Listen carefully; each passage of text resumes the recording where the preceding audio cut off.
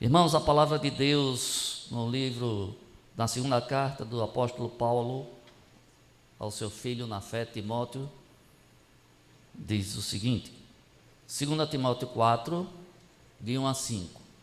2 Timóteo 4, de 1 a 5. Vamos ler, todo mundo nessa tradução aí. Eu vou ler, os irmãos me acompanham. Na presença de Deus e de Cristo Jesus, que há de julgar os vivos e os mortos, por sua manifestação e por seu reino, eu exorto solenemente: pregue a palavra, esteja preparado a tempo e fora de tempo, repreenda, corrija, exorte com toda a paciência e doutrina. Pois virá o tempo em que não suportarão a sã doutrina. Ao contrário, sentindo coceira nos ouvidos, juntarão mestres para si mesmo, segundo os seus próprios desejos. Eles se recusarão a dar ouvido à verdade, voltando-se para os mitos, em outras traduções, as fábulas. Você, porém, seja moderado em tudo, suporte os sofrimentos, faça a obra de um evangelista, cumpra plenamente o seu ministério. Eu já estou sendo derramado como oferta de bebida. Está próximo o tempo da minha partida. Combati, é só até o 5, mas vamos ler até o 7. Combati um bom combate, terminei a carreira, a corrida, guardei a fé. Amém? Meus irmãos, eu gostaria que colocasse o tema dessa reflexão. Eu não sou pastor, não fiz curso de teologia, sou um pregador leigo. Me chamaram para vir, eu vim. A coragem foi de quem me convidou. Mas o tema da reflexão dessa manhã é a essência do verdadeiro evangelho. A essência do verdadeiro evangelho. Irmãos, a essência do verdadeiro evangelho. Então nós lemos a segunda carta do apóstolo Paulo ao seu filho na fé, Timóteo. Capítulo 4, versículos, nós lemos até o 7, mas era só até o 5, mas é bom sempre ler a palavra, nunca é demais.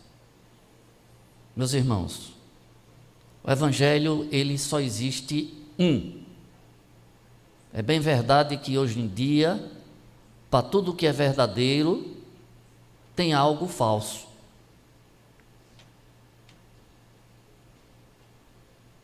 Roupa de marca, aparelhos eletrônicos, enfim, tudo. E não é diferente com relação ao evangelho. Veja o que é que a palavra de Deus diz lá no livro de Gálatas, capítulo 1, versículo 8 e 9. Gálatas 1, 8 e 9. Versículo 8 diz: mas, ainda que nós, ou um anjo dos céus, pregue um evangelho diferente daquele que pregamos a vocês, que seja amaldiçoado. Como já dissemos, agora repito: se alguém anuncia a vocês um evangelho diferente daquele que já receberam, que seja amaldiçoado. A coisa é séria, meus irmãos.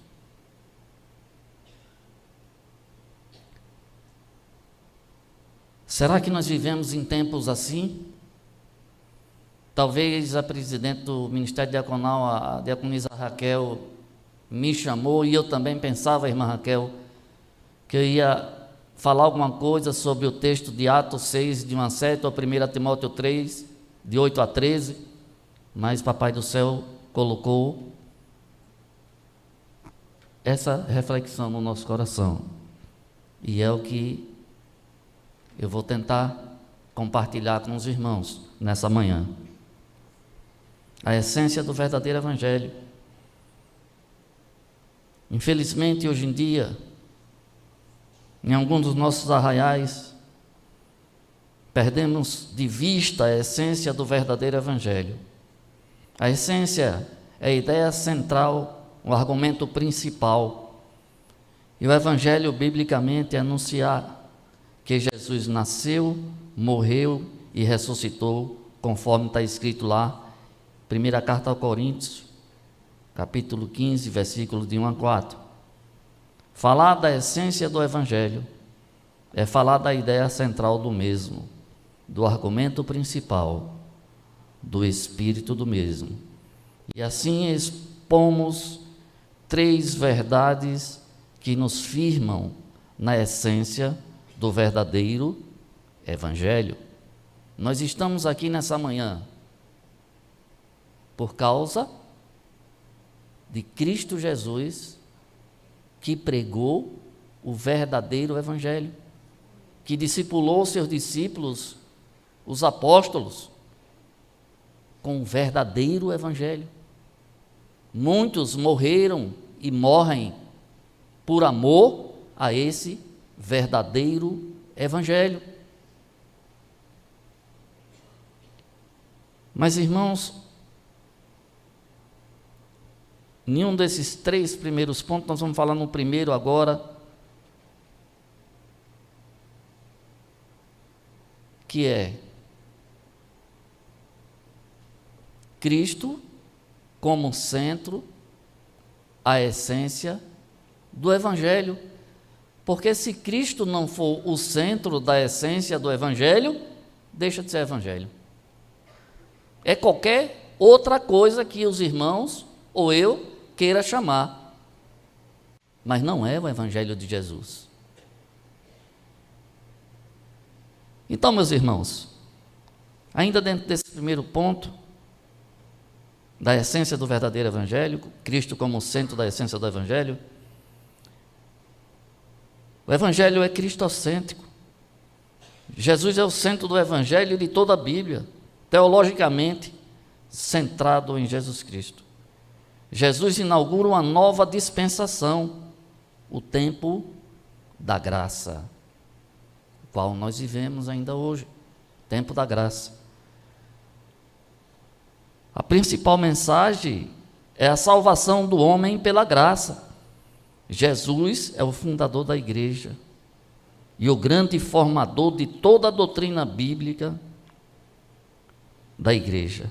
O apóstolo Paulo é considerado o grande sistematizador da doutrina bíblica da igreja. Jesus como centro do evangelho.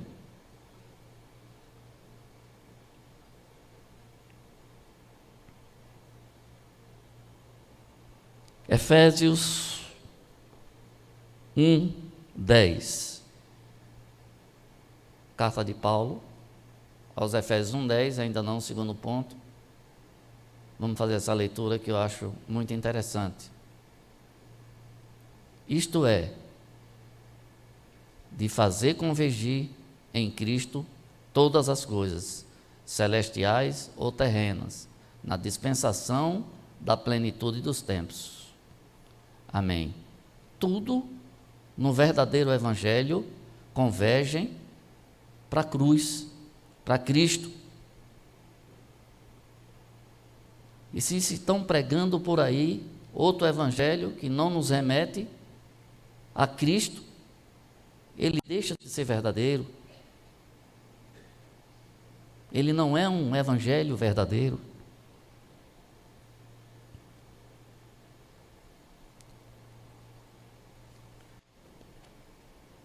Será que Jesus tem sido o centro do evangelho vivido hoje? É uma pergunta que eu faço a mim e que faço a vocês. Será que Jesus tem sido realmente o centro do evangelho vivido hoje? Ou o verdadeiro evangelho tem perdido espaço para novidades como a teologia da prosperidade, teologia do relativismo, facilidades? Muitas igrejas com medo de perder membros têm pregado um evangelho superficial, deixando de falar sobre céu, sobre inferno, sobre a volta iminente de Cristo. Jesus fica de lado para dar lugar ao entretenimento, que tem levado muitos ao inferno. Essa é uma grande realidade. Se eu não prego o verdadeiro evangelho, eu não estou conduzindo aquele que está ouvindo no caminho do céu. Meus queridos irmãos, como eu disse, quantos dos nossos irmãos já deram as suas vidas em favor desse evangelho, para esse evangelho chegar até mim, chegar até você?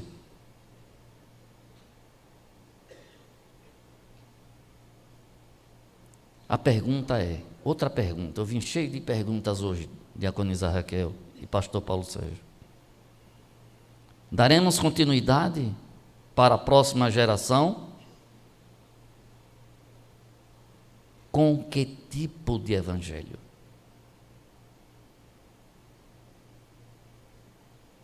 Chegou até nós. E de nós, vai chegar até alguém? O verdadeiro evangelho? Segundo ponto, como base de sustentação para essa reflexão, focado no tema, a essência do verdadeiro evangelho. A visão apostólica como essência do evangelho, a visão apostólica como essência do evangelho. Os apóstolos foram sucessores de Jesus, eles eram guardiões de tudo que Jesus os ensinou e os responsáveis pelo andamento e avanço da obra e da igreja fundada por Jesus. Nós sabemos que o ministério de Jesus aqui nessa terra, ele durou apenas 3 anos, suficiente para ele discipular os seus discípulos, para que eles pudessem dar continuidade. Se isso não acontecesse, talvez ninguém estaria aqui nessa manhã, nem eu, nem vocês. Meus irmãos, a coisa é muito mais séria do que a gente pensa. E o diabo tem trabalhado de forma sorrateira, de forma sutil, para enganar.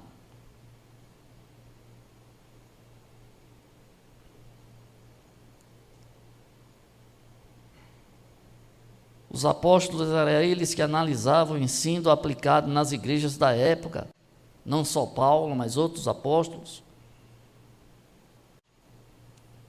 E diziam se era ensino sadio, era o ensino de uma heresia.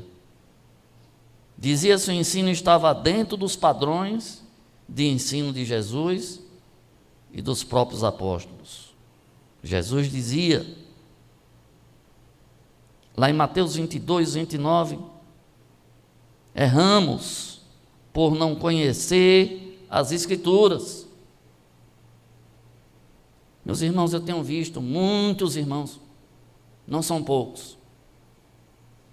Irmão, olha, esse negócio de irmão Vasco, não tem nada a ver com o time do Vasco, tá bom?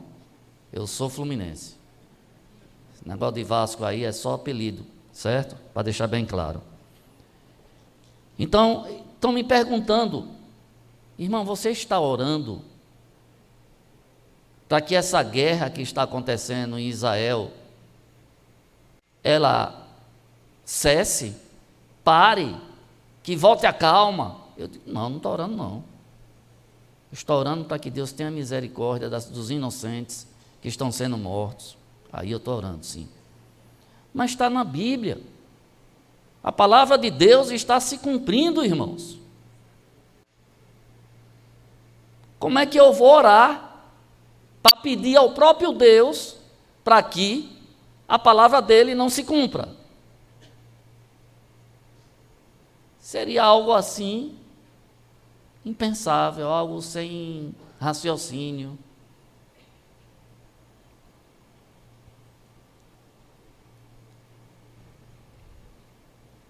Meus irmãos,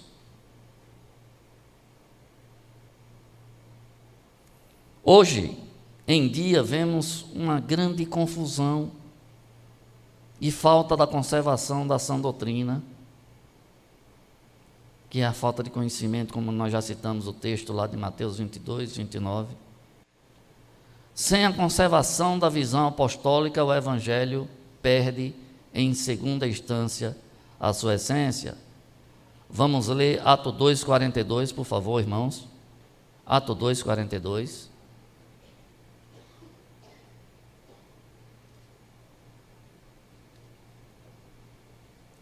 Olha lá.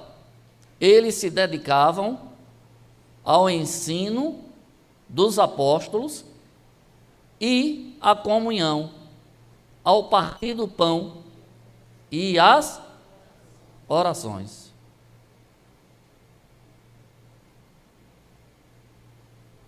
Só até o 42, obrigado, querida. Amados irmãos, hoje nós nos intitulamos seguidores de Cristo. Temos conservado de fato a verdadeira essência do Evangelho de Cristo? Temos? Eu gostaria que eu e você nessa manhã saísse daqui pensando sobre a essência do verdadeiro Evangelho.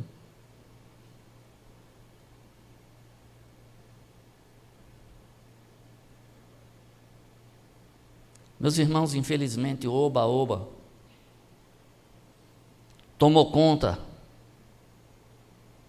de muitos dos nossos arraiais. Vamos apagar luzes, arrastar bancos, e o importante é fazer a vontade do homem e não de Cristo. Invenções com a desculpa de acompanhar a modernidade, onde a palavra de Deus nos diz que Jesus Cristo é o mesmo de ontem, de hoje e eternamente. Hebreus 13:8, não é o diácono Vasconcelos que está dizendo, não. É a palavra de Deus. A palavra de Deus lá em Romanos também, ela diz: e não vos conformeis com esse mundo, mas transformai-vos pela renovação do vosso entendimento, para que experimenteis qual seja a boa, agradável e perfeita vontade de Deus. Mas se nós não vivemos o verdadeiro Evangelho, como é que nós vamos fazer isso?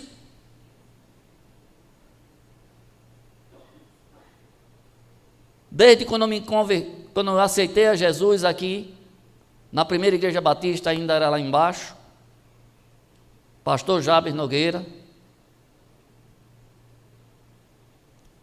No segundo ano de convertido, eu comecei a participar do Ministério de Louvor.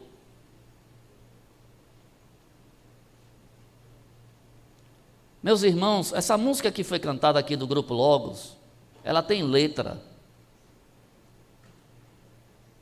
Porque se fazer música só para balanço, vazias de letras, só para confortar, só para agradar,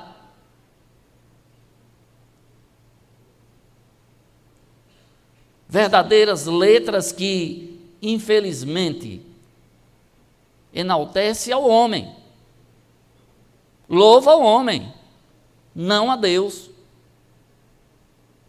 Precisamos, como diáconos, como oficiais bíblicos da Igreja de Cristo, e como pastor também, como líderes da igreja, fazer um filtro.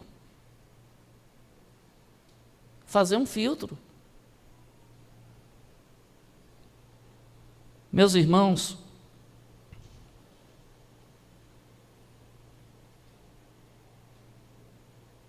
infelizmente nós vivemos isso. Não é generalizando, em nome de Jesus eu não estou dizendo isso. Eu não estou dizendo que aqui na Piba acontece isso, eu não estou dizendo que na igreja que eu congrego acontece isso. Eu estou dizendo que em muitos lugares que eu tenho passado, eu vejo isso. Eu vejo, não é ninguém que me diz, não. Nós precisamos voltar ao primeiro amor. E no primeiro amor, nós vamos encontrar a essência do verdadeiro evangelho. Terceiro ponto e último.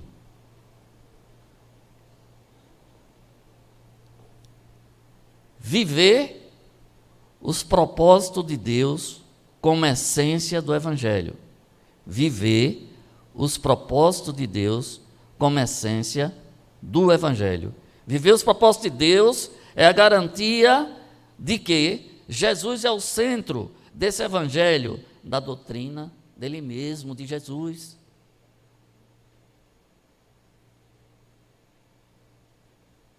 Meus irmãos, eu quero lhes dizer uma coisa. Nada que o homem possa criar, inventar, inovar, reinventar a roda, vai substituir a palavra de Deus, que é a nossa única regra de fé e prática, e não tem outra. Não tem. Se a gente for fazer uma enquete aqui e perguntar qual a sua motivação para você vir à igreja, a gente ia ter uma salada de frutas, de respostas das mais diversas possíveis. Muitas vezes as pessoas estão indo, os irmãos estão indo às suas igrejas por qualquer outra motivação que não a palavra. Eu estava pregando outro dia numa igreja e eu estava dizendo que eu nunca vi na minha vida que eu eduquei meus 2 filhos aqui na Piba. E quando a gente chegava aqui, já era nesse santuário. Vamos lá no banheiro. Ah, mas eu não estou com vontade não, mas vamos. Foi, beleza, beba água, agora vamos subir. A gente só desce quando terminar o culto. Mas hoje em nossos arraiais, infelizmente, irmãos, principalmente na hora da pregação da palavra, a igreja se transforma numa clínica de ultrassonografia, que eu nunca vi tanta gente descer para beber água e ir ao banheiro. Só na hora da palavra. Na hora do louvor está lá todo mundo. Nada contra louvor. Eu sou baterista aposentado, mas ainda sou. Quando não tem ninguém eu toco. Mas ainda sou. E louvo a Deus por isso. Meus irmãos, aí eu fico pensando, um dia eu estava na portaria, serviço de portaria, Fernando já desceu, não foi? Fernando está na portaria, ele disse que estava na portaria hoje.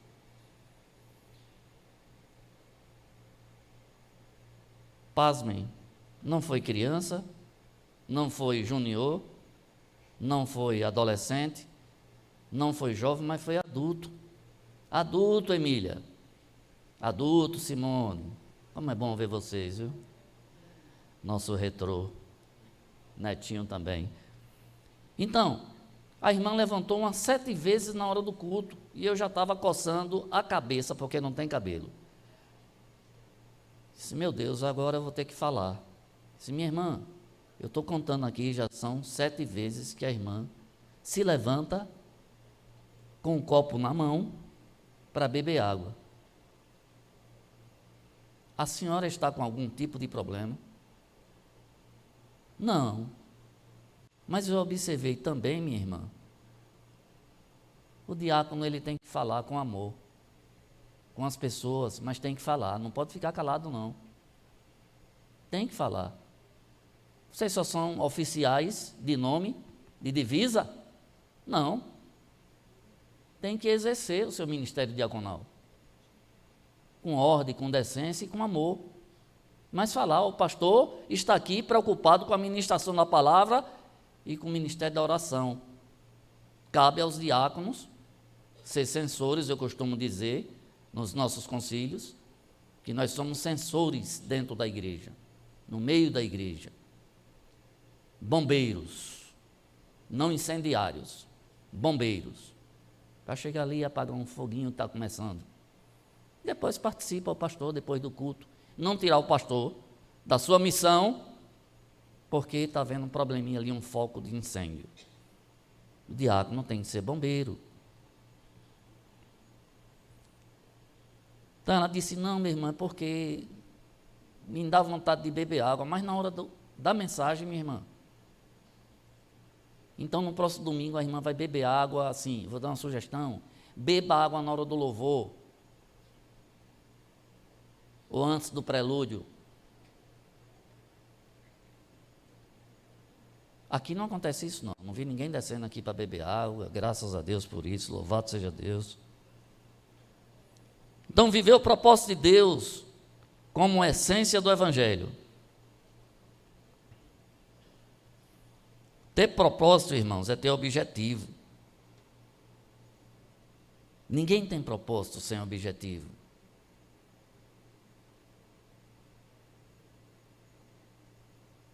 Viver os propósitos aqui significa viver os objetivos de Jesus para a igreja.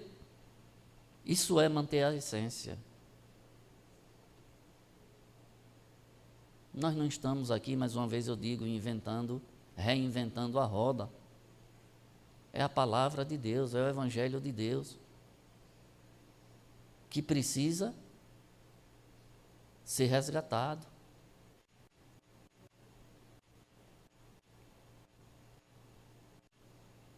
Quais são os propósitos de Jesus para a igreja? E que a mantém dentro da essência do verdadeiro Evangelho. Página 2, só falta 8. A adoração a Deus. Você veio para adorar, amém, igreja? E vou perguntar de novo, viu? Você veio para adorar, igreja, amém? Amém. Amém. Agora, pastor Paulo Sérgio. Agora, veio para adorar. Louvado seja Deus. O serviço, que está ligado a nós, diáconos. A evangelização, a comunhão e o discipulado. Porque muitas vezes nós sobrecarregamos nossos pastores, como quem é dele toda a responsabilidade do crescimento do corpo de Cristo. Não, é nossa, não só dos diáconos, mas dos irmãos que estão aí sentados, olhando para mim, ouvindo a palavra. É nossa responsabilidade. Ainda ontem eu estava no culto, o pastor Greg estava pregando, quem fez o encontro de casais aqui sabe quem estou falando, lá no Fernando Collor, o pastor Messias Marques. Todo mundo conhece aqui, né? E alguns irmãos que estão no coral estavam lá também, viu? Né, irmã Everalda, irmã Núbia. Mas o pastor Greg falou algo que eu já tinha ouvido várias vezes.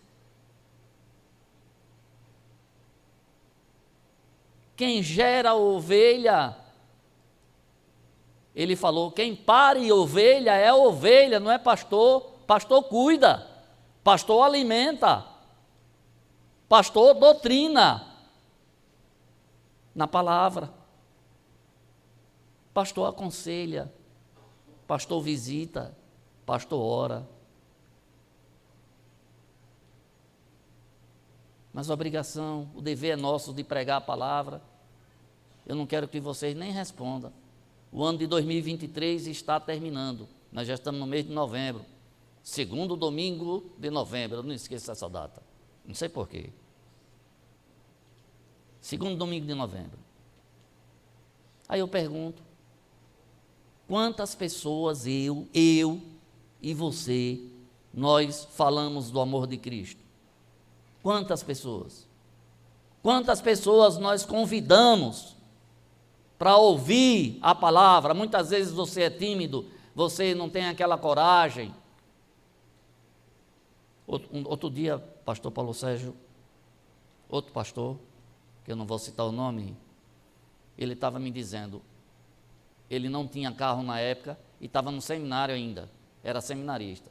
E ele disse, Senhor, me dê a oportunidade para eu falar, diácono Jader, do seu amor a quem o Senhor colocar na minha frente. Pegou um ônibus, busão lotado, é uma maravilha, eu já participei desse episódio aí, desses negócios. De repente vagou um lugar, ele sentou, e a pessoa que estava do lado dele, na hora que ele disse que ia falar, levantou. Ele disse, meu Deus, eu pedi uma oportunidade para falar, e essa pessoa levantou. Aí, irmã Denise, quem senta? Um cidadão, todo de branco, que não é o doutor que estava aqui nesse instante, um turbante na cabeça, cheio de colar. Aí disse que ele ficou, falo ou não falo? Olhava de banda, aí não adianta, aí está do outro lado, mas ficou calado. Sabe o que aconteceu? Ele disse que até hoje ele se arrepende. Mas Deus já perdoou, porque nós somos falhos e pecadores. Deus nos conhece, todas as nossas fragilidades. Sabe o que aconteceu, irmãos? Como um diabo, ele é sagaz e sutil, como eu disse. Aquele seminarista ficou calado, que hoje é um pastor. E o cidadão que estava do lado foi pregar a fé dele, a crença dele para o seminarista. Veja.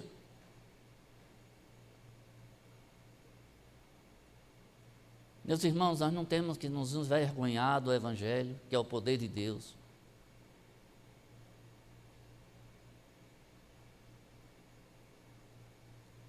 Nós temos que falar, e o tempo urge.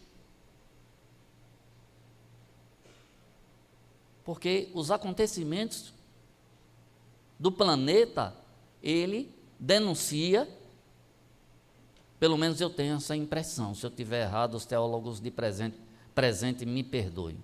Eu tenho essa impressão, pastor Paulo, que a volta de Jesus está mais perto do que a gente imagina. Por todo o contexto,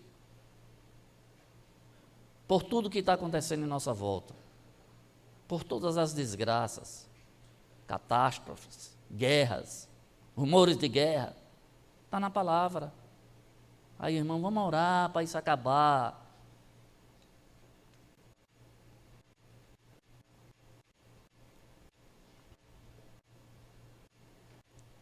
Meus irmãos, outra coisa que está em desuso é o culto doméstico.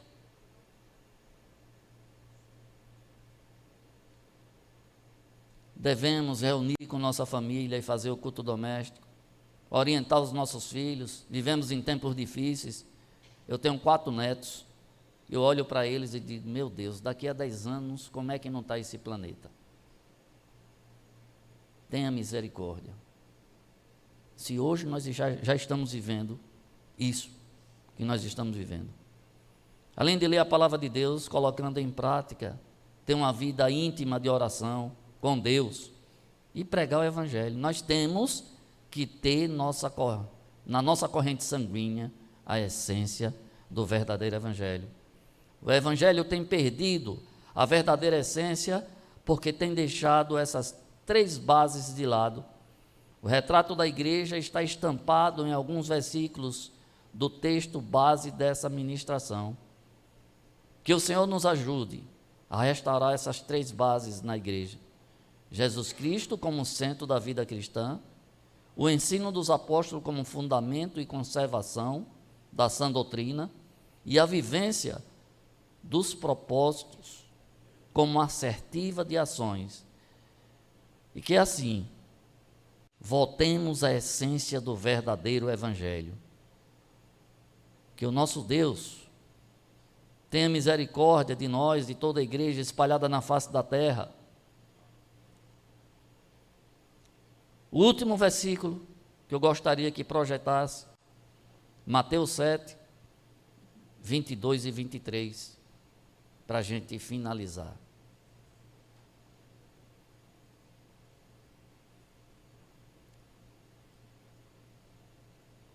Se nós não pregarmos o verdadeiro evangelho, está aí a receita do bolo. Jesus disse: muitos me dirão naquele dia: Senhor, Senhor, não profetizamos em teu nome? Em teu nome não expulsamos demônios e não realizamos muitos milagres? Então, eu lhes direi claramente, nunca os conheci.